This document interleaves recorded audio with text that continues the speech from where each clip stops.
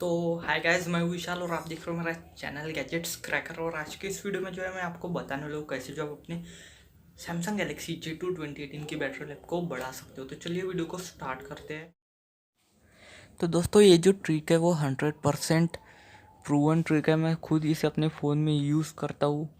तो आपको सबसे पहले सेटिंग में जाना है और वहाँ पे जाके आपको डिवाइस मेंटेनेंस पे दबाना है। जैसा कि आपने डिवाइस मेंटेनेंस पे दबा दिया, आपको बैटरी सेक्शन में जाना है और वहाँ पे आप देख सकते हो ऑलवेज स्लीपिंग ऐप्स करके एक ऑप्शन है, उसमें आपको जाना है और वहाँ पे ऐड ऐप्स पे आपको दबाना है।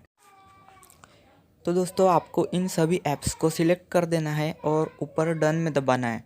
ऐसा करने से आपकी बैटरी लाइफ बचेगी, क्योंकि ये जो सेटिंग है वो बैकग्राउंड में जो ऐप्स बैटरी खाते हैं हमें पता न चलते हुए उनको बैटरी खाने से रोक देगा, मतलब बैटरी यूज़ करने से रोक देगा और आपकी बैटरी लाइफ बचेगी।